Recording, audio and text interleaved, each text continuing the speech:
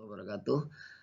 Ini kita coba lihat eh, dalam slide materi pemantapan kemampuan profesional. Dalam mata kuliah pemantapan kemampuan profesional disingkat PKP ini khususnya pendidikan guru sekolah menengah ataupun PGSM ya.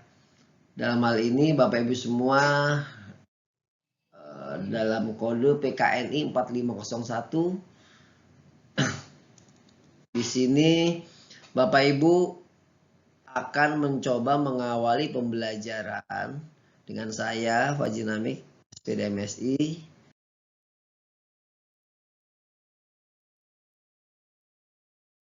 Khususnya mengenai pertemuan ke-1. Pertama, mengapa mahasiswa itu harus datang ke tempat tutorial?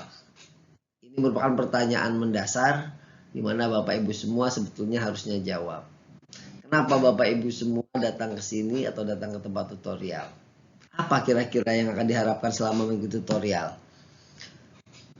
Bapak Ibu semua tentunya sudah pasti bisa menjawabnya masing-masing. Ada yang ingin mencari ilmu, ada yang ingin mencari nilai bahkan. Tapi itu hanyalah bumbu Pak Buya. Yang utama adalah intinya bagaimana kita mencari ilmu ataupun menambah wawasan pengetahuan kita mengenai terkait dengan keilmuan khususnya yang kita pelajari. Semua mata kuliah yang kita ampu. Bapak Ibu semua, sekali lagi dalam pembelajaran Bapak Ibu semua ke depan ini ada beberapa konsep yang harus Bapak ketahui, Bapak Ibu ketahui. Pertama ada istilah pendidikan jarak jauh. Ya, pendidikan jarak jauh ini di sini Bapak Ibu semua harus bisa membedakan yang namanya pendidikan jarak jauh, belajar jarak jauh ya, ataupun pendidikan dengan kelas jauh itu berbeda Bapak Ibu. Jangan sampai salah mengartikan, karena kelas jauh sudah tidak diperbolehkan. Selain pendidikan jarak jauh, konsep PJJ ada juga konsep tutorial dan kuliah, ya. Ada juga konsep tutorial dan kuliah gitu. Nah, tutorial, kuliah itu istilah yang berbeda Pak Bu. Kita hari ini melaksanakan di antara keduanya ini, yaitu kita melaksanakan tutorial, bukan kuliah. Kalau kuliah dari awal sampai akhir saya menjelaskan tidak masalah, itulah kuliah. Dosen berperan lebih aktif, pengajar lebih berperan lebih aktif dan lebih banyak speaking ataupun berbicara. Itu perkuliahan. Kalau tutorial, saya hanya di sini untuk membantu Bapak Ibu semua untuk men-sharing, untuk mengambil solusi dari apa yang dianggap sebagai kendala oleh Bapak Ibu semua dalam tutorial. Ada juga belajar mandiri, gitu ya. Kemudian hal apa saja sih yang harus dikerjakan oleh mahasiswa? Bapak Ibu semua kesini itu harus mengerjakan sesuatu Pak Bu. Bukan hanya datang mendengarkan saja, tapi Bapak Ibu lah yang nanti akan mencoba mengerjakan sesuatu, mengerjakan baik itu berupa arahan, anjuran ataupun tugas-tugas dari hasil tutorial yang dilakukan oleh Bapak Ibu semua. Tata cara penilaian tutorialnya bagaimana? Untuk mengenai tata cara penilaian tutorial itu tentunya minimal untuk kehadiran Bapak Ibu semua yang sudah saya sampaikan harus minimal 5 kali pertemuan harus masuk supaya bisa dinilai. Ingat Bapak Ibu, supaya bisa dinilai minimal 5 pertemuan. Supaya nilainya baik, nah itu baru harus full gitu kan. Kalau supaya bisa dinilai, kalau masalah supaya bisa dinilai itu mau baik mau kurang baik ya bisa dinilai minimal 5 pertemuan. Tapi kalau supaya nilainya baik, tolong diusahakan 8 pertemuan Bapak Ibu full. Kecuali mohon maaf Bapak Ibu hal yang benar-benar urgent sekali tidak bisa hadir, silahkan Bapak Ibu semua yang tahu. Tapi mohon diusahakan supaya hadir terus supaya lebih baik karena berpengaruh Pak Bu. Nilai kan otomatis Pak Bu ya. Kehadiran 7, kehadiran 8, kehadiran 6, kehadiran 5 itu sangat berpengaruh terhadap hasil jumlah dari penilaian Bapak Ibu semua. Karena saya sifatnya hanya menginput, kehadiran sekian ya saya masukkan. Nanti nilainya otomatis sendiri tergantung partisipasi Bapak Ibu juga. Ada nilai partisipasi, ada nilai kehadiran, ada nilai tugas gitu kan. Nanti otomatis tuh Pak Bu dengan rumus. Tadi dijelaskan mengenai pendidikan jarak jauh. Pak Bu, di Undang-Undang Perguruan Tinggi Nomor 12 tahun 2012 dijelaskan pada pasal 31 bahwa PJJ itu adalah proses belajar mengajar yang dilakukan secara jarak jauh melalui penggunaan berbagai media komunikasi. Ya, berbagai media komunikasi Pak Bu, intinya itu. Ya, belajarnya secara jarak jauh, proses belajar mengajarnya jarak jauh dan menggunakan berbagai media komunikasi, mau melalui webinar, melalui laptop, melalui digital, melalui handphone, melalui langsung. Itu namanya pendidikan ataupun proses belajar mengajar yang dilakukan secara jarak jauh Pak Bu. Pendidikan jarak jauh lah. Itu ya, ada undang-undangnya tuh Pak Bu. Beda dengan kelas jauh. Kalau kelas jauh itu tidak ada acuan ataupun tidak ada dasar hukumnya. Berbeda ya Pak Bu. Kelas jauh itu dia hanya hanya apa istilahnya, hanya kuliahnya saja yang jauh gitu kan. Kalau kita kan kita mendatangi mahasiswa, kalau memang sebelum masa Covid, tutor mendatangi domisili mahasiswa, atau kalau misalkan ininya ke Pokjar lah ya, ke Pokjar masing-masing, kemudian registrasi dan lain-lain walaupun di kampus UT tapi ada pengurusnya di masing-masing. Itulah Pak Bu ya, pendidikan jarak jauh. Secara apa berbagai macam cara tapi menggunakan berbagai macam media komunikasi. PJJ itu memberikan layanan pendidikan tinggi kepada kelompok masyarakat yang tidak dapat mengikuti pendidikan secara tatap muka atau reguler, Pak Bu. Ya. Nah, sekali lagi layanan yang diberikan pendidikan tinggi itu dalam PJJ, dalam pendidikan jarak jauh itu kan sebetulnya diperuntukkan bagi masyarakat yang tidak bisa mengikuti pendidikan secara tatap muka atau reguler. Karena tidak bisa tatap muka langsung, makanya ada PJJ, pendidikan jarak jauh. Namanya juga PJJ Pak Bu, jarak jauh. Makanya dibutuhkanlah ini PJJ seperti ini. Buat apa? Buat apa kira-kira? Kalau peruntukannya PJJ itu ya untuk meratakan pendidikan masyarakat. Untuk meratakan pendidikan masyarakat itu artinya untuk memberikan fasilitas, dan kesempatan yang sama kepada semua lapisan masyarakat, khususnya kepada mereka-mereka yang tidak bisa menikmati pendidikan secara tatap muka tadi, Pak Bu. Belajar mandiri, Pak Bu. Dalam pendidikan jarak jauh itu ada istilah belajar mandiri. Belajar mandiri itu bukan berarti belajarnya sendiri-sendiri, bukan hanya itu Pak Bu ya. Belajar mandiri itu belajar secara berinisiatif dengan ataupun tanpa bantuan orang lain dalam hal belajar, dalam hal ini ya. Artinya belajar berinisiatif dengan ataupun tanpa bantuan orang lain. Dan jangan sampai hanya berpemahaman pada belajar mandiri itu belajar sendiri saja, bukan Bapak Ibu. Belajar mandiri itu bukan hanya belajar sendiri saja, tapi juga di dalamnya maksudnya belajar secara berinisiatif dengan ataupun tanpa bantuan orang lain. Nah, kemudian ada istilah tutorial. Tutorial itu apa Pak Bu? Tutorial itu bantuan atau bimbingan belajar yang sifatnya akademik. Kita hari ini ya, kita hari ini sedang melakukan tutorial atau biasa berasal dari kata tutoring. Bantuan atau bimbingan belajar yang bersifat akademik. Makanya saya jelaskan tadi, Pak, beda. Bapak Ibu beda kuliah dengan tutorial. Tutorial itu hanya sifatnya bimbingan saja, Pak Bu. Bimbingan belajar yang bersifat akademik saja. Siapa yang membawakannya? Tutor namanya, saya di sini.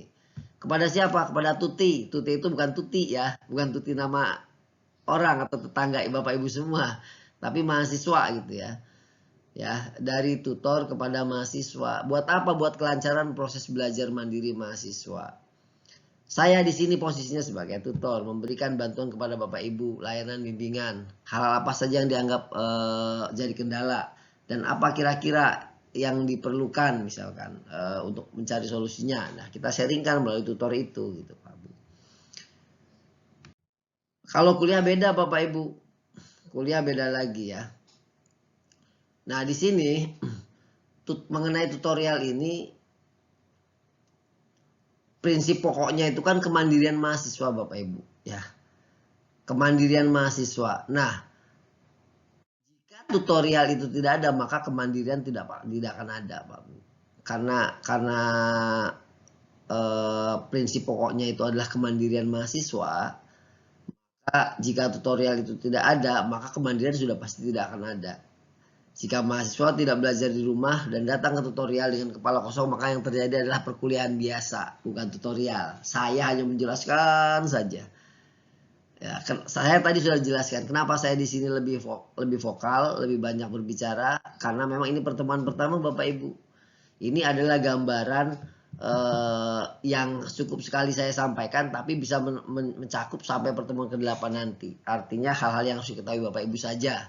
Terkait esensi nanti oleh Bapak Ibu ke depannya. Saya hanya membimbing saja. Ini hanya lapisan-lapisan saja lah. Hanya lapisan-lapisan yang harus diketahui Bapak Ibu semua mengenai PKP. Gitu saja. Itu ya. Jadi itu bedanya Pak Bu, tutorial dan kuliah. Tutorial itu perlu dibedakan sekali lagi dengan kuliah ya, atau lecturing. Kegiatan belajar mengajar dan yang umum dan berlaku di perguruan tinggi tatap muka di mana peran dosen sangat besar, itu namanya kuliah Pak Bu. Kalau tutorial kan tadi bagaimana proses pembimbingan yang dilakukan oleh tutor kepada mahasiswa. Ya, untuk apa? Untuk menyelesaikan sebuah masalah yang dialami oleh mahasiswa gitu. Itu tutorial. Hari ini kita sedang lakukan. Nah, kalau kuliah itu kegiatan belajar mengajar gitu kan di perguruan tinggi yang bersifat tatap muka di mana peran dosen sangat besar. Ceramah dari awal sampai akhir saja juga itu namanya kuliah, Pak Bu. Bukan tutorial. Kalau tutorial itu ya ada proses interaksi antara satu sama lainnya dan lebih banyak mahasiswa yang berperan gitu. Tutor itu hanya sifatnya membantu. Apa yang akan Bapak pelajari, apa yang akan Ibu pelajari secara umum dalam mata kuliah ini gitu, dalam mata kuliah PKP ini.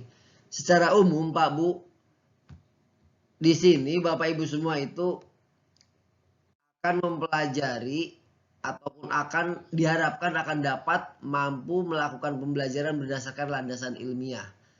Kenapa harus landasan ilmiah? Karena sekali lagi dalam PKP itu Bapak Ibu, ending ataupun produk yang dihasilkan adalah nanti laporan PKP. Laporan itu nanti berupa PTK, semacam PTK. Nah, apa yang dilaporkan? Yang dilaporkan adalah hasil dari praktik belajar mengajar yang Bapak Ibu lakukan dengan siswa di sekolah masing-masing. Itu Pak Bu. Ya. Selain itu apa? Selain itu diharapkan dalam setelah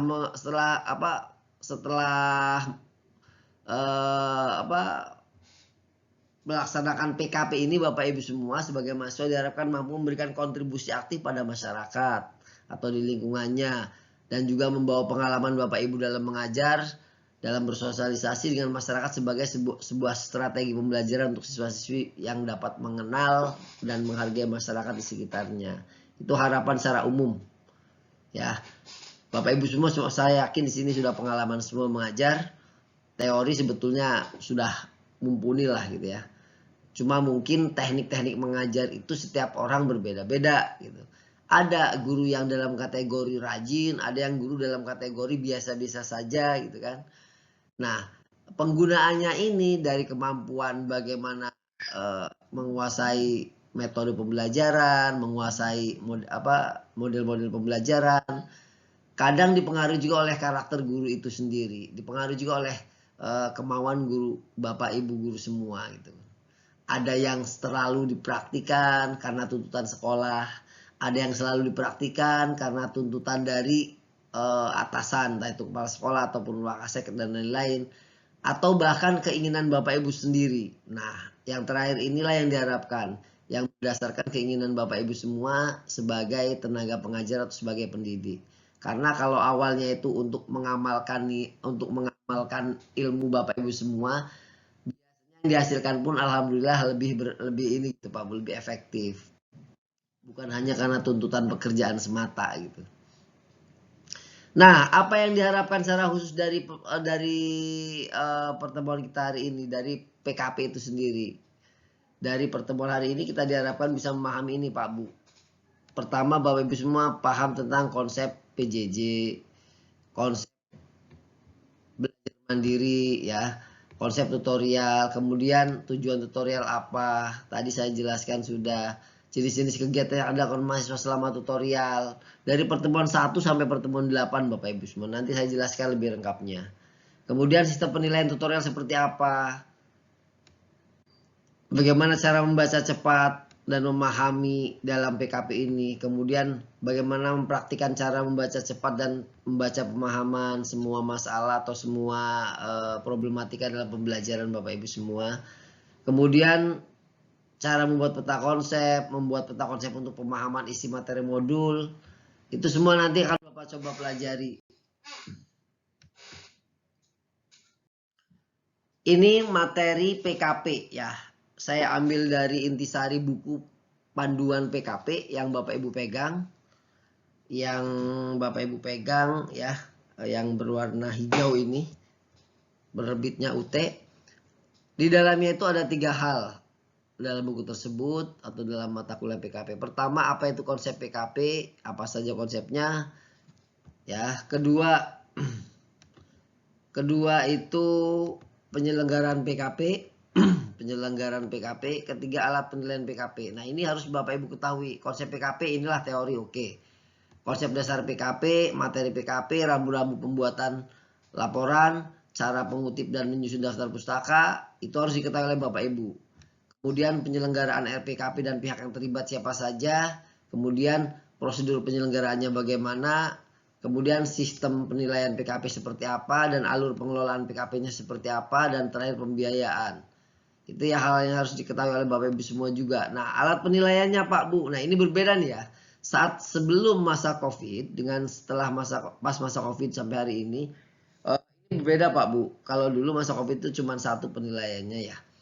Alat penilaian kemampuan guru ataupun APKG ini merupakan alat penilaian yang dilakukan untuk mata kuliah PKP ini. Nanti isinya itu ya bagaimana Bapak Ibu melaksanakan tidak unsur-unsur yang diharapkan dalam sebuah proses KBM. Misalkan dari pembukaan dilakukan tidak komponen-komponennya. Misalkan menyapa ataupun ucapkan salam, menyapa apa kilas. Nah, ataupun kilas balik pertemuan sebelumnya, apakah unsur-unsur itu ada atau tidak di pembukaan dalam pembelajaran. Nanti itu ada Bu di formatnya di APKG. Ini namanya alat penilaian kemampuan guru. Intinya alat penilaian PKP ini adalah untuk mengukur bagaimana Bapak Ibu semua bisa dinilai atau bisa diukur kemampuannya dalam hal proses kegiatan belajar mengajar, dalam hal mengajar. Bagaimana gitu kan. Nah itu nanti ketika sudah tahu maka itu akan diwujudkan ataupun ditampilkan dalam bentuk sebuah laporan. Namanya laporan PKP. Laporan PKP ini berupa PTK tadi, laporan ilmiah, penelitian tindakan kelas. Jadi Bapak Ibu semua mengetahui apa masalah dalam KBM Bapak Ibu, lalu mencari masalahnya dan berusaha menemukan solusinya. Dan kemudian dituangkan dalam tulisan. Makanya dilaporkan. Nah, itu laporannya dari aktivitas Bapak Ibu semua dari mulai pembuatan RPP dari awal sampai persiapan, kemudian persiapan mengajar sampai mempraktikannya, setelah mempraktikan lalu ke menganalisanya, setelah menganalisanya lalu kemudian mengambil dan mengetahui permasalahan yang ada di dalamnya, lalu mengambil solusinya. Setelah itu baru ditampilkanlah dalam bentuk keseluruhan laporan PKP bab 1 sampai 5. Bab 1 pembukaan, bab 2 itu laporan daftar pustaka, bab 3 itu nanti bab 3 itu metode penelitian, kemudian atau metodologi ya. Bab 4 itu analisa atau analisis. Ya, bab 5 itu ya penutup. Penutup itu kesimpulan dan saran. Itu Pak Bu gambaran umumnya. Ini saya kasih gambaran umum. Konsep dasar PKP apa saja? Pak Bu, sekali lagi PKP itu mata kuliah wajib Pak Bu. Ini mohon maaf ya, saya masih terus teoritis dulu Bapak Ibu semua. Karena ini pertemuan pertama untuk saya sampaikan semuanya dulu. Nanti baru teknis Pak Bu. Ini masih teori-teori lah, tidak apa-apa saya sampaikan karena pertemuan pertama sekali lagi. Konsep dasar PKP Bapak Ibu bisa dilihat. PKP itu mata kuliah wajib yang diambil semua Pak Bu, semua program semua mahasiswa program sarjana. Jadi semua mahasiswa yang mengambil program sarjana sudah pasti harus melewati PKP dulu. Kan saya sebut tadi, PKP itu adalah mata kuliah muara dari segala macam mata kuliah. Jadi Bapak Ibu semua endingnya pasti di PKP. Sebelum PKP apa? PKM. Nah, itu Bu ya. Kaitan PKP PKM nanti saya jelaskan. Yang penting di sini PKP itu mata kuliah wajib yang harus diambil semua mahasiswa dalam program sarjana. Jadi kalau mau jadi sarjana pendidikan maka harus lewati mata kuliah PKP ini. Ya. Apa yang diharapkan dalam mata kuliah PKP? Pertama, Bapak Ibu semua mengetahui refleksi profesional tentang proses pembelajaran yang dikelolanya.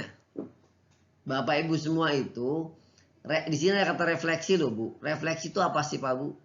Refleksi itu bagaimana Bapak Ibu ya mengetahui perjalanan ataupun bagaimana Bapak Ibu semua berkaca tentang proses kegiatan belajar mengajar yang Bapak Ibu lakukan. Jadi Bapak Ibu semua itu nanti dari hal-hal yang dilakukan dalam refleksi ini mengetahui, oh ternyata seperti ini dalam pembelajaran saya, oh ternyata ada kelemahannya seperti itu dalam pembelajaran saya. Itulah proses refleksi Bapak Ibu semua. Proses untuk mengetahui bagaimana dan apa saja kelemahan-kelemahan nanti yang dialami oleh Bapak Ibu. Untuk mengetahui proses KBM Bapak Ibu dan nanti bisa diketahui kelemahan serta kelebihan dari proses KBM Bapak Ibu. Nah, kelemahan ini nanti dicarilah solusinya Bapak Ibu. Nah, untuk mencari solusi itu maka dibutuhkanlah PTK tadi. Kenapa harus PTK? Karena harus ilmiah. Harus ilmiah kenapa? Karena Bapak Ibu semua harus ilmiah itu untuk menyelesaikan sebuah masalah dalam KBM. Masalah dalam KBM itu diolahlah dalam bentuk PTK tadi. Makanya harus dilaporkan. Oh, yang dilaporkan itu adalah permasalahan dalam kegiatan belajar mengajar Bapak Ibu semua di kelas. Setelah ada masalah, dibuatlah laporannya itu dalam bentuk ya PTK tadi Pak Bu. Karena harus ilmiah gitu. Itulah solusinya juga melalui PTK itu gitu. Itulah muara dari PKP. Apa muara dari semua mata kuliah yaitu bernama PKP. Refleksi profesional namanya juga Bu ya. Ingat nih, refleksi profesional. Artinya Bapak Ibu semua bisa mengetahui kendala-kendala yang dialami apa saja di dalamnya.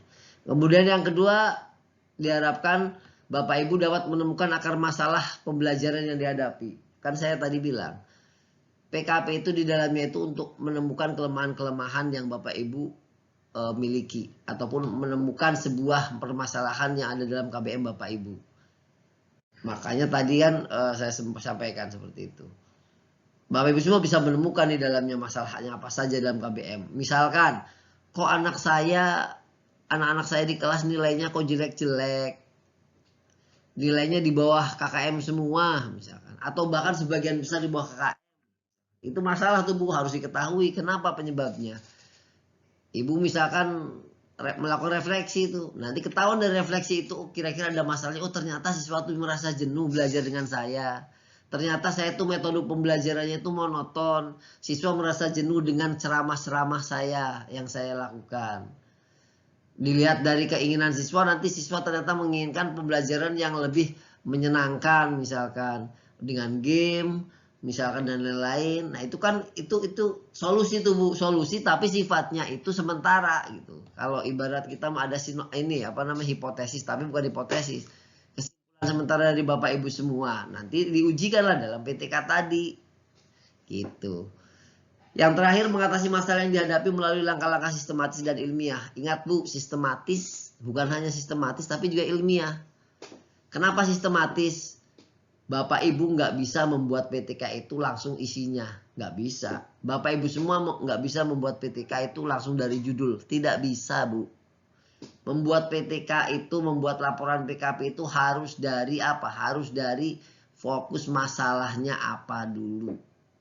Harus dari masalah yang dihadapinya dulu. Harus tahu masalah apa yang dihadapinya. Kalau bahasa simpelnya itu Bapak Ibu semua harus tahu latar belakangnya apa. Kenapa muncul masalah itu. Itu baru awal mula perjalanan PTK atau laporan PKP itu, Bu. Bukan dari judul dulu. Jangan membuat judul dulu, Pak. Cari dulu masalahnya. Setelah masalah ketemu baru dibuatlah judul gitu. Misalkan sekali lagi tadi Bapak saya sampaikan. Di kelas Ibu semua nilainya kecil-kecil. Di bawah KKM semua. Padahal Ibu sudah mati-matian bekerja siang malam gitu buat mengusahakan agar anak tuh dapat di atas KKM. Nggak taunya di bawah KKM. Berarti ada masalah tuh, Bu. Nah, itu asumsi masalah Bapak Ibu sudah ada tuh. Modal Bapak Ibu untuk menentukan poin judul nanti sudah ada. Tapi bukan menentukan judul dulu, Pak Bu. Dalami oleh Bapak Ibu melalui kolom refleksi. Nah, lakukan refleksi. Refleksi itu berupa pertanyaan-pertanyaan, Bu, seperti misalkan refleksi pembelajaran lah, nanti saya sampaikan. Intinya refleksi itu nanti di dalamnya ketahuan apa kelemahan-kelemahannya, kelebihan-kelebihan Ibu Bapak apa, yang tidak disukai siswa seperti apa, bagaimana. Itu melakukan refleksi itu, Bu. Pembelajaran kita selama ini baik atau tidak menurut siswa. Jawaban itu nanti jadi sebuah rekomendasi gitu. Rekomendasi itu nanti menghasilkan kita, oh ada masalah ternyata dalam pembelajaran kita. Itu, Pak Bu.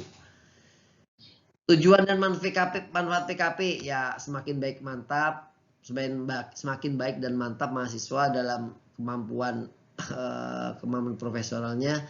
Kemudian diharapkan menjadi guru profesional yang mampu menerapkan kaidah PTK untuk meningkatkan kualitas pembelajaran.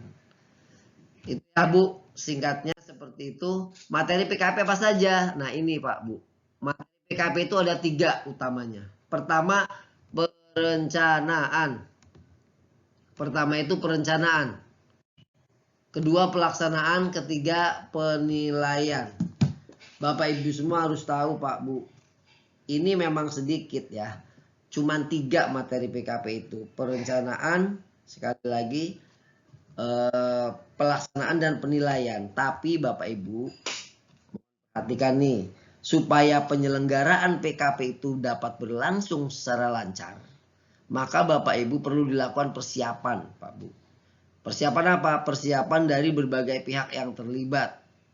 Pihak yang terlibat dalam persiapan PKP itu siapa saja? Nah, di sini. Siapa saja pihak yang terlibat dalam persiapan PKP? Pertama, Bapak Ibu sendiri sebagai mahasiswa.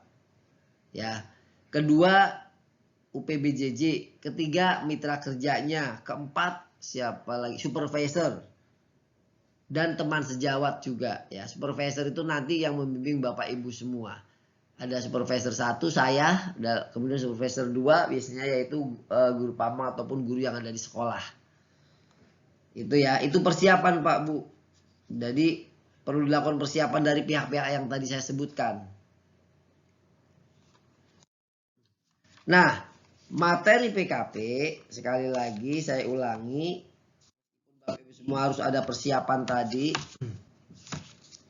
Materi-materi yang harus Bapak Ibu pahami itu sekali lagi 3 hal yang barusan saya sampaikan.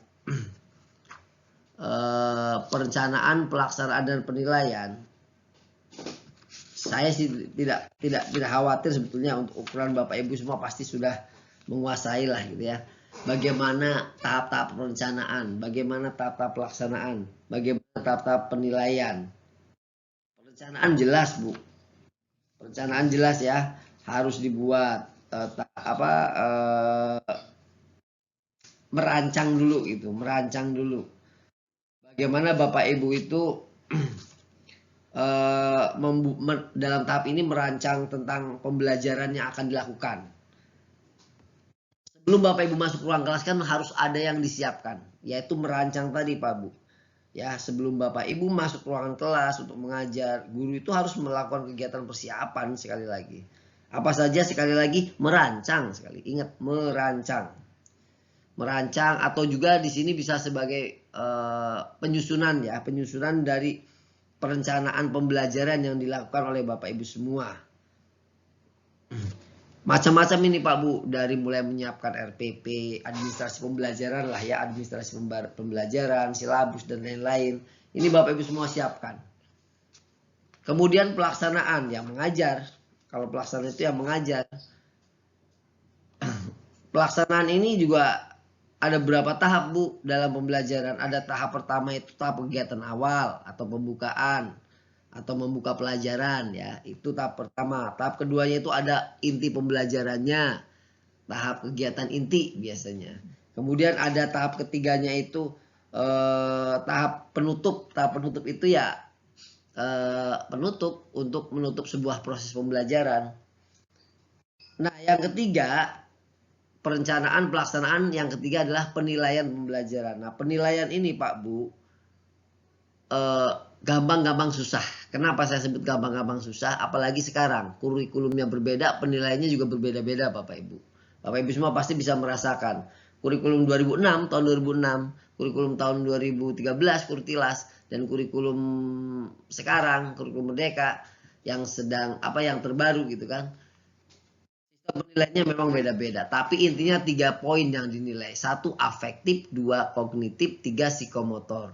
Psikomotor itu praktik, afektif itu adalah moral ataupun perasaan ataupun sikap, sementara untuk kognitif adalah nilai dan ilmu pengetahuan, nilai pengetahuannya ya. Itu Pak, intinya 3 poin itu yang dinilai, afektif, kognitif, psikomotor. Nah, yang terakhir cara mengutip dan menyusun daftar pustaka. Ini Pak Bu, yang pertama nama penulis, kedua tahun terbit. Misalkan nama penulis Amik Fajin misalkan. Kemudian tahun terbitnya 2013 misalkan. Judul bukunya Great Teacher Smart Student misalkan. Nama kotanya misalkan Serang atau Jakarta atau Banten misalkan. Kemudian nama penerbitnya misalkan Erlangga, misal ya. Ya seperti itu harus urutannya Pak Bu. Ini Bu, penyelenggaraan PKP selanjutnya. Jam berapa ini? 11.13. Nanti saya sebentar lagi Pak Bu ya, supaya menghabiskan dulu. Penyelenggaraan PKP Pak Bu, penyelenggaraan PKP itu dan pihak yang terlibat. Tadi saya sudah sampaikan ya, pihak-pihak yang terlibat itu. Ini ada mahasiswa sendiri, institusi tempat praktik, UPJJ UT, supervisor, teman sejawat, penguji, pemeriksa laporan dan UT pusat atau fakultas tempat pengujian. Prosedurnya, persiapan pelaksanaan penilaian. Tadi juga sudah. Sistem penilaiannya, ya sistem penilaian ya sudah disampaikan tadi panjang lebar. Alur pengelolaan PKP. Nah, alur pengelolaan PKP di sini. Alur pengelolaan PKP sebetulnya tadi pun tadi pun sudah saya jelaskan alur pengelolaan PKP ini. Alurnya itu prosedur penyelenggaraannya itu kan tadi sudah ada persiapan sampai pelaksanaan penilaian. Sementara kalau alur itu di sini lebih ke dari di sini tuh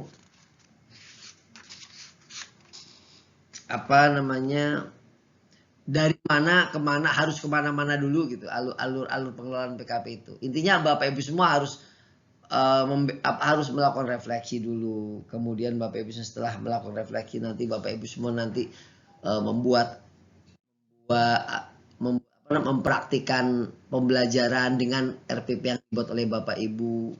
Setelah itu Bapak Ibu nanti menganalisa masalahnya di mana. Setelah ketemu masalah di mana, Bapak Ibu semua coba menyusun masalah itu dalam bentuk karya tulis. Siapkan latar belakangnya, siapkan judulnya. Nah, itulah gitu ya alur pengelolaannya. Nanti setelah siapkan judulnya baru diketiklah di bab 1. Itu namanya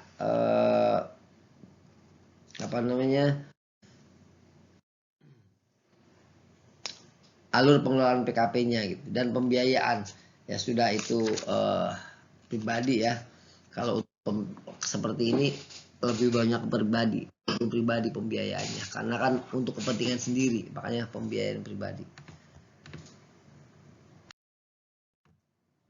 Nah, ini sudah beres Bapak Ibu, terima kasih untuk materi ini ya, untuk materi khusus, materi umum tentang pertemuan pertama mengenai konsep belajar dan tutorial